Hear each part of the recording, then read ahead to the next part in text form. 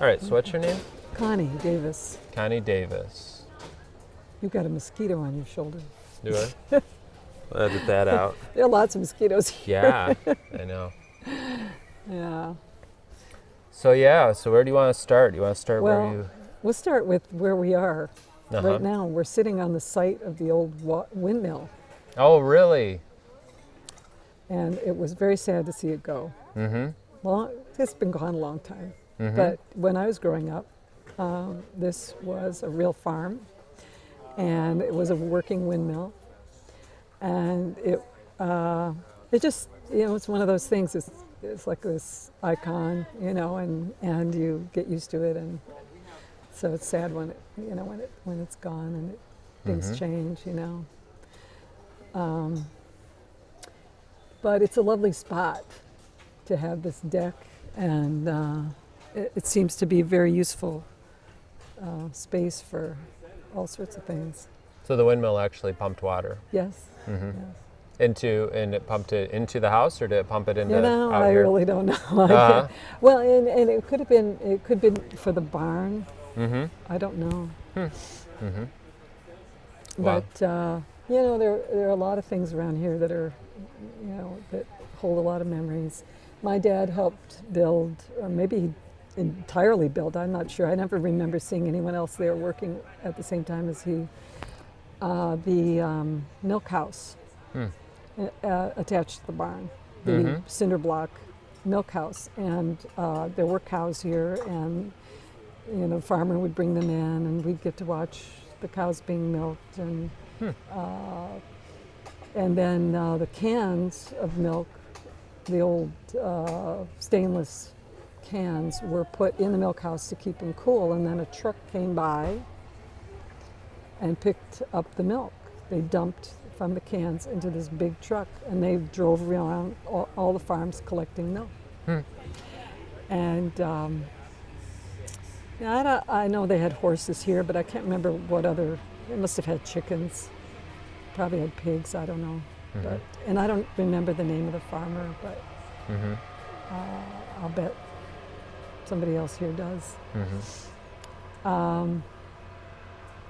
So, yeah, I would like to talk about what my family came here, and so that kind of goes back 2 generations from me to my grandparents who came from Europe, and my grandfather who became a vegetarian as a young person.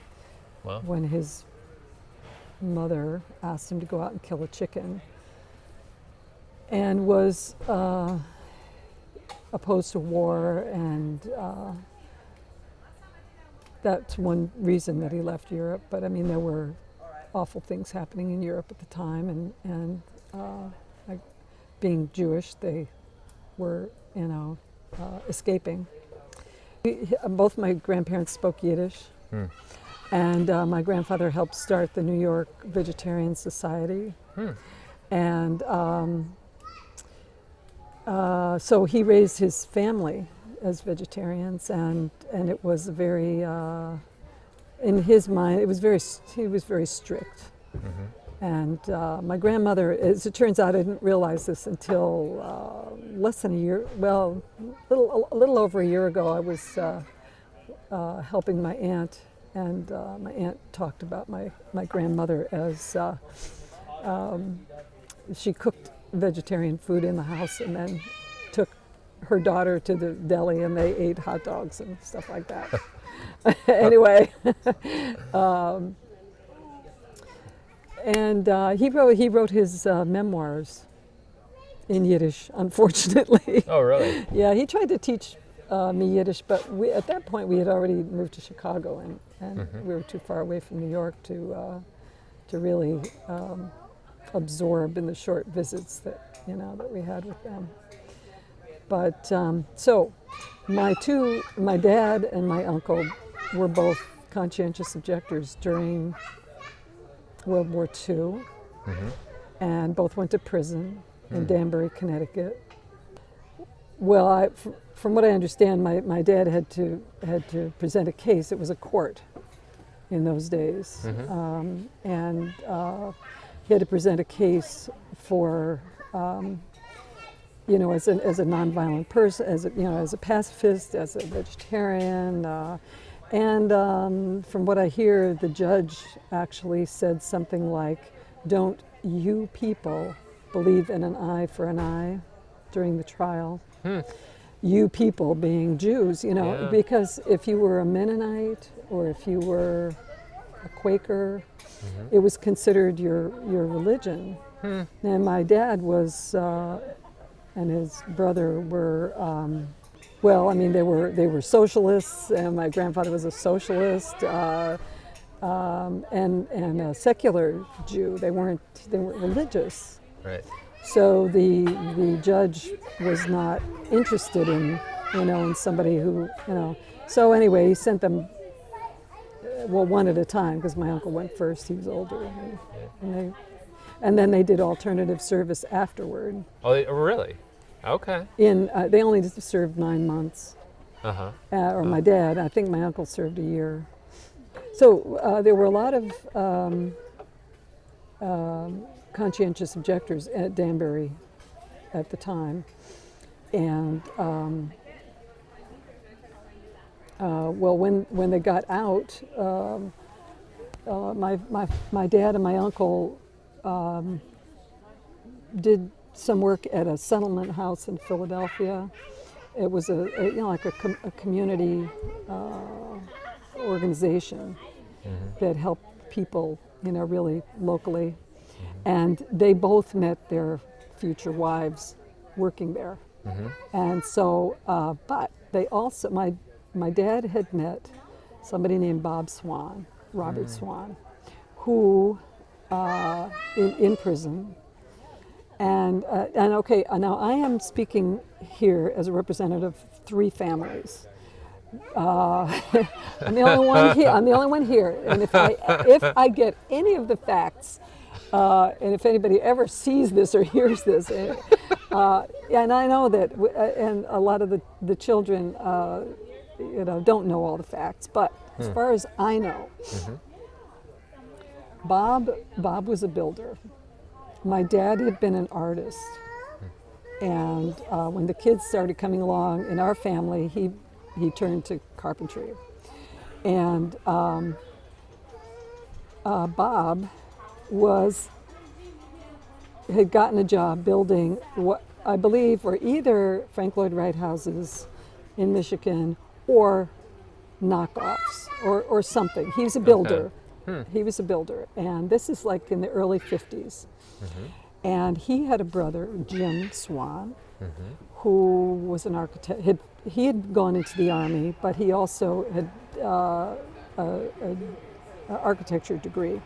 So the 3 men decided to work together, and they brought their young families, their wives, and at that time, I think 1, 2, maybe 3, 3.5 kids. And they moved to Michigan from Ohio and New York. And at one point, my family lived in a cabin at Deep Lake, not far from Circle Pines. And then later, I guess Bob and his family lived in an old farmhouse somewhere. And the other 2 families, Jim Swan and my family, lived in Richland, in a building that doesn't exist anymore, but I know exactly where it was. It's now a parking lot. On the curve, if you're going toward Kalamazoo, on the left-hand side, there's a parking lot, and then there's this old building that houses some kind of business, maybe a pharmacy or something like that. Well, there was an identical building to it right next to it, and that's where we lived. And so there was Bob and Marge, and Jim and Evelyn, and Max and Felice. And so Bob and Marge discovered Circle Pines, and I don't know exactly how. And Jim actually, to go back just a little bit, Jim and Evelyn actually met at Circle Pines. And anyway, and I think they got married here as well. And so we lived in Richland, and then the guys started working in Chicago, and so we eventually moved. All of us moved to Chicago, and we lived pretty much communally until everybody could afford to separate and live on their own. I mean, at one point, Evelyn tells me we were in a large apartment in Chicago, and there was a curtain hanging to separate the living spaces, so that the families could, get some privacy from each other. In any case, so we came here, at least I was probably 4 when I first came here, around 1952. Okay. My brother was born in Grand Rapids. So at Richland. And when was Deep Lake, though? Is I it Deep Lake, I Richland? think it was and then... Deep Lake first. Uh-huh. I'm pretty sure, yeah. And there were some crazy adventures in that house in Richland. Apparently the ceiling fell in right above Steve Swan's crib. And the story is that the plaster fell all around and never hit him, which is quite amazing. And then also there was a gas stove of the kind that, like today you have some odor in the gas and you can smell it. Yeah. Well, and this was a thing, and it had the knobs kind of close to the floor, and my sister Nori was crawling around and turned on the gas, and my mom didn't know it. When she went to light a match, it blew up in her face, and wow. We had that emergency. It was like things happened. Yeah. But things happen all the time anyway. Right. So anyway, we started in play camp here, which doesn't exist anymore, I gather. And just yesterday, Jude was mentioning that we should have another nice old the playhouse. The playhouse, and I remember the playhouse, and I remember Lori Rasmussen being the play camp counselor. The only person I know specifically from that time was Jude, but really? A lot of people have said that they were there also. But it could have been at different times. And, but we went through all the units. I was a CIT, and I was counselor one summer, but I can't even remember. Maybe it was juniors. Maybe it was CIT and juniors. I don't know. But then I came back as staff, and I think it was around '83, and I taught crafts and did something with music and dance. And I had been gone for a long time when I came back to do that. Yeah, so how old were you when you came back? 83. Is that 30 years ago? Yes. That would have made me 35. Okay. Uh-huh. And then I was here for the 50th. In 1970, 1969,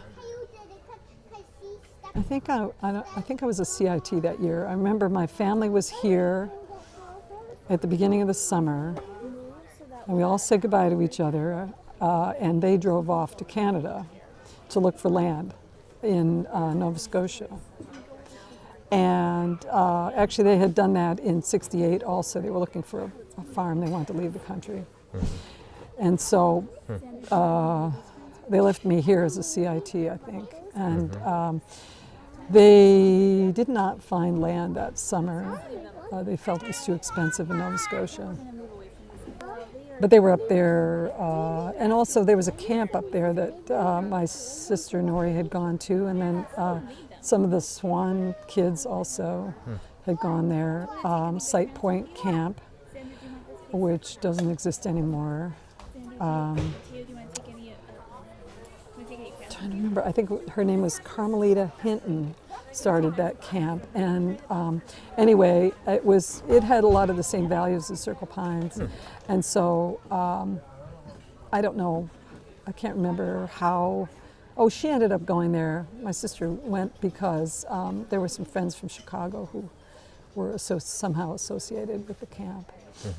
And so, so they thought, they had, been up there. They thought they might like to settle there. But in '69, when they went looking for land, they left here and they drove north to the border. And they said east or west, and the vote was west. And they went to British Columbia. And they went actually to a Quaker community, thinking that they might somehow become a part of that community. Even though my family wasn't Quaker, but they had been part of a Quaker meeting in Chicago for a little while. But the people in that community said, we're exhausted. We've had too many draft dodgers. Right. So go to this particular valley and look for land, and it's cheaper there too. So they did that, and they bought a farm, and they came back to Chicago, and a year later they immigrated to Canada. And that was because they were really sick and tired of policies, governmental policies in the U.S. And my brother had a low lottery number, Mark, had a low lottery number. And they were afraid that my other brother, Abe, would eventually have to deal with that as well. So that year I moved to Virginia. We moved in opposite directions. And I lived there for almost 36 years. So during that time, I only came to Circle Pines once in '83, well, twice. Came in '88 for the 50th and met my sister Nori, who was living in California at that point, and doing work with farm workers and different organizations. And so when I got back to Virginia, not long after that, she called. She said that she was diagnosed with breast cancer, and she died in '90. So, and she was, well, we were all greatly influenced by Circle Pines. It just, definitely in the blood, in the bones. And well, I think everybody's lifestyle, but Nori's lifestyle, maybe more than anybody, was, she was a consistent activist for she became a graphic artist and did a lot of projects for either leftist organizations or nonprofits, that were socially responsible. And she was doing that work in California. She started it in Chicago. She had a really successful graphics business, and she was influenced and also helped by Leo Tannenbaum, who had a graphics business in Chicago, also a Circle Piner, and Jim Swan. Oh. And we remained close. The families remained close. The Jim Swan families and our families, Jim and Evelyn and their kids, we were closer to their kids than our own cousins, because our cousins lived in the East. And but Bob and Marge Swan moved to Connecticut and started the Committee for Nonviolent Action, and they were doing a lot of Polaris sub action. What does that mean? Well, the submarines that were the Polaris submarines in the harbor in Connecticut, they were doing Greenpeace, before Greenpeace existed, Greenpeace-like actions of actually getting on the subs to prevent them from leaving the harbor. They were nuclear subs, and they were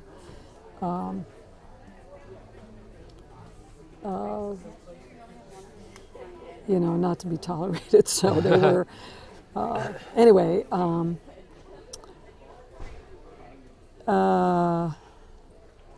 I can't remember the land. There was a land trust that Bob became very active. I mean, he started it, and I can't remember the name of it. And that was in Connecticut. Well, that is, I believe is still in Connecticut. Yeah.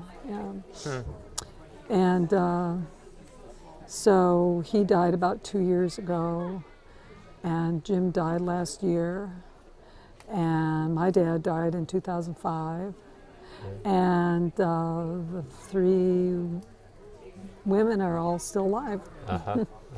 Yeah. I hear Bob Swan's name a lot. Is that just he was here a lot? Was he on staff here too, or was he just a? Yeah, I don't person that know if people he knew, was or- on staff. Actually, he may have been, but Yeah. that was a long time ago. That was Maybe I just hear it in the because he- 50s. Yeah. And Jim and Belle Kerman, and I don't know if anybody else, designed the rec hall. Oh, okay. Jim Swan. Okay.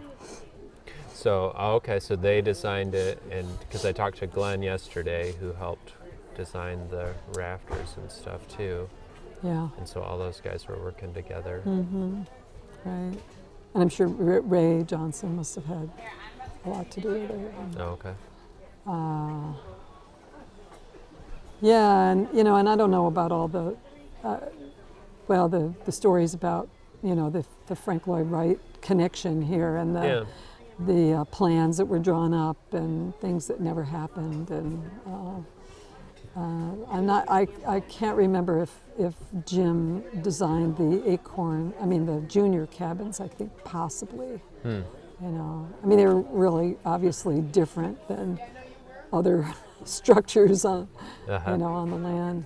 Yeah. But there are people who know more about that than I do. Who? I'll bet Peter Rasmussen. Have you talked to him yet? No. Is he here? Oh, yes. Okay. Yeah. So, what else? Yeah, dancing was a really, really important part of my life. Really? Started here. And the dances used to be, people would gather after dinner, and the youngest kids would dance first with counselors or parents or whatever. And so the easy dances, and they would get progressively more difficult throughout the evening. And at some point, if it was during summer camp, and say it was time for the pine cones to leave, and we'd all sing, "Good night, pine cones, good night, pine cones, good night, pine cones, we're sad to see you go. Merrily we roll along, etc." And then we'd sing the acorns off, and we'd sing the juniors off later, and then we'd sing the youth off, and then the adults would continue to dance into the night. So, but the dancing served a number of purposes. And somebody mentioned yesterday that we used to have a international festival here every summer. 1 week. It was called International Week, and we had food of every, whatever we would. I don't know who picked, but maybe the staff picked which countries were going to be that year, and so there was total involvement with all the units. Like there would be decorating, and there would be food and costumes for dancing, and then and the dances themselves and songs. We always sang after lunch, and maybe that still exists here, but in the dining room. Oh, in the dining room. In the dining room. Oh, okay. It's here now on the deck. We didn't leave the dining room. and we cleaned up after we sang. Oh. Uh-huh. And, even if it was only 3 or 4 songs, it was a very important part of the day. And it was before every, because if you come out the door, some people can, Yeah. the crowd dissipates, but we all sang together. And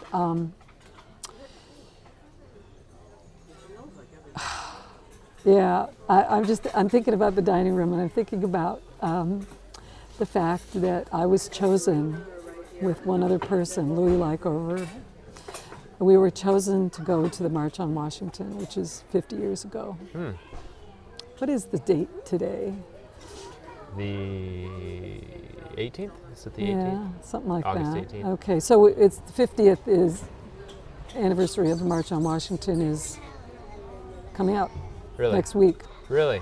Yeah. You should mention that in the memorial, because Crystal, my wife, is going to mention. So it's also the anniversary of Gettysburg, which coincides with all of this. All as connected. well. It's all connected. So, what happened was we were chosen to represent Circle Pines at the march, and we, in order to collect money for train tickets for us. It was campers, I guess, decided that they would forego dessert for a period of time. And so enough money was collected, and we left on the train. And we spent the night on the train, spent the day at the march, which was unbelievable, and then the next night back to Kalamazoo on the train. And so,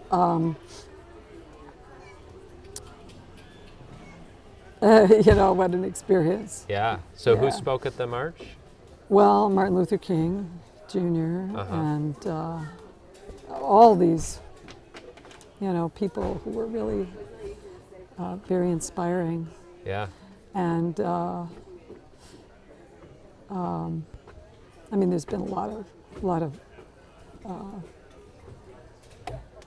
news media stuff lately on that, or ever since then. Ever since it's just been. It was a big thing. It must have been so different at the time, though, because just the way the media was. Like, you wouldn't have that like, you would probably have known who Martin Luther King Jr. was, but not necessarily, you wouldn't have the opportunity. You would just see little bits on the news, or just read in the newspaper. Well, as somebody mentioned here, I guess yesterday, that we had people from Selma, Alabama, who had been sitting in at Circle Pines, talking about their experiences. So we were, pretty well informed about, what was going on.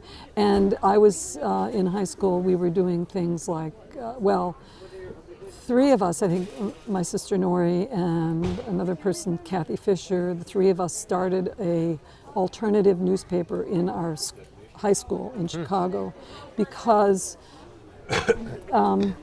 there was clear discrimination in school, terrible segregation. We had what was called a track system, 5 tracks.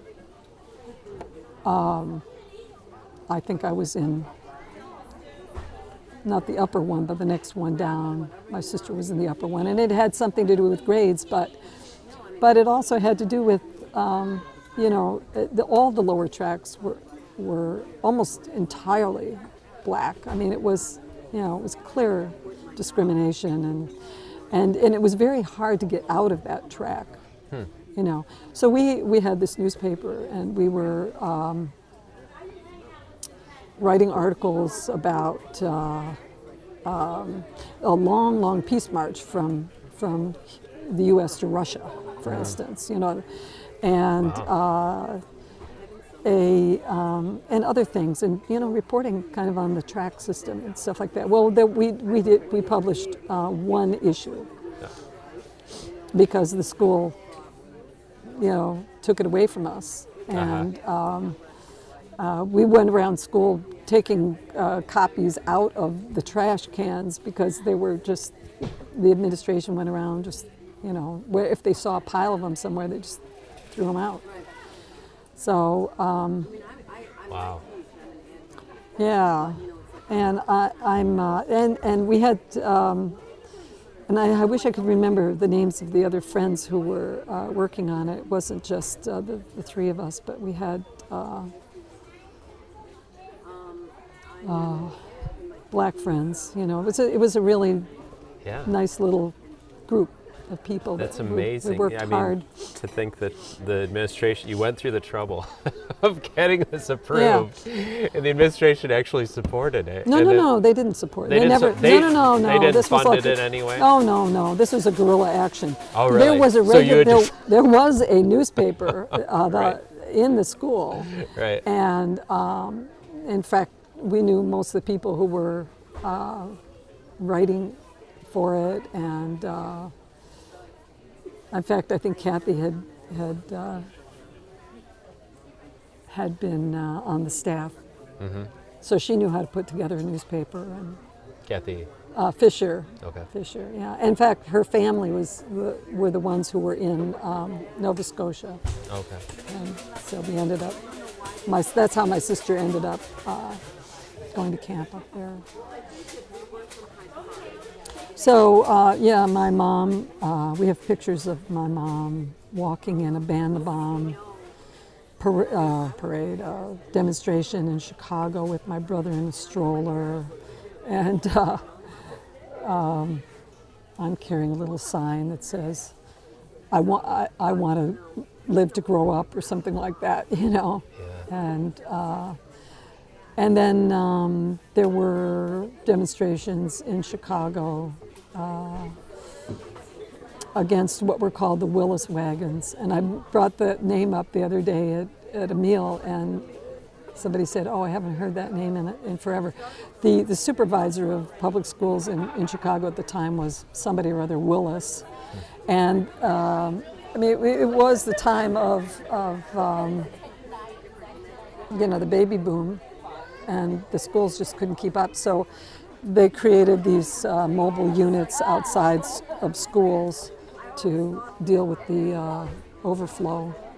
And we called them Willis wagons. They were terrible. So that was one of the things. And we actually created a citywide strike. And I can't remember the year. It must have been 62, 63, and closed the schools for a day. And there was a huge demonstration downtown right around the Board of Education, and great speakers. And we had free schools, and so it had to do with discrimination in the schools. It had to do with segregation, but the Willis wagons were a big deal because they were, the classes that were. The lower track classes a lot of them were in in these horrible units without air conditioning. It was just terrible, Bad for the teachers, bad for the students, Right. And so we had freedom schools that day, and That day? yeah, also in addition to the march, and we had people come from. There were people from the South, who came and talked. In general, people from in the civil rights movement came and spoke to us as kids. With a lot of music, and there was art that day, and and there were these schools. They were in churches and different places all around the city to take care of the children that day, because the parents had to still go to work. So the churches, at least some churches, supported it and embraced it. And There were a lot of churches that supported. Yeah, and especially the Black Baptist churches and stuff like that. Methodists and Unitarians, certainly the Quakers.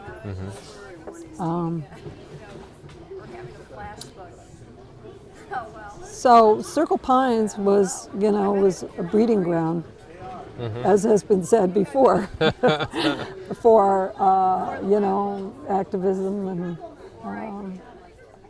we learned it here and we took it out there. Yeah. So,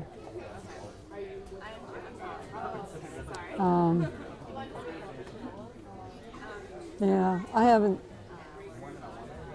been nearly as active. I work more on an individual level these days. I mean, with just trying to myself to be as nonviolent as I can. Yeah. I don't feel like joining organizations, but actually the Southern Poverty Law Center is something I support, and their wonderful program called Teaching Tolerance. Okay. And and I wrote a children's musical, which has never been published. A friend of mine and I, and it has to do with tolerance. Story of two little girls who. But it takes place in the 1930s as immigrants are coming from Europe. And the two little girls and how they're not originally accepted in their classroom, and how they learn what they do to survive, and then what their classmates learn about them, and to appreciate them. It needs to be published. Yeah. One of these days. Yeah. We'll Let's do get that. it here so Yeah. people can see it. Yeah. So did you write your whole life then? 'Cause it sounds Right. like, were you right? No. No, So no. you just wrote this little things like this newspaper you worked on, Yeah. and then you wrote this play at some point. Yeah, Okay. yeah, right. I was involved in the first folk opera here. The first. Oh. In fact, I found the first folk opera, the original. I know I typed it, Yeah. but it was in my sister Nori's belongings. Yeah. And so I recently uncovered it. And it was a great story. And all the characters were animals. So, but in fact, I need to talk to somebody here about Dot Stern. I know was a counselor at the time, and she was. I was in her circle. We got together to write songs, and we took either old folk songs or, in one case, a show tune or two, and just wrote new words to them to tell the story. And it was in the barn. We did it in the barn. Right. Oh, that's where it was performed. Yeah. Right, because that's where stuff went down before the Yeah. rec hall was there. Yeah. So the first folk opera was called CESFAW, which stands CESFAAW. Okay. I have to think of the song. Cooperative, Equitable Society for All Animals of the World. That was the name of it. And so all the characters were animals. Yeah. And it was a very humorous way of dealing with some pretty serious issues. And so that was so that was the first one was written during your time here, when you were how old? Like how? Well, Youthy. It was Youthy. probably 63 or so. Something like that. Wow. Yeah. Didn't have a date on it, but it must have been around then.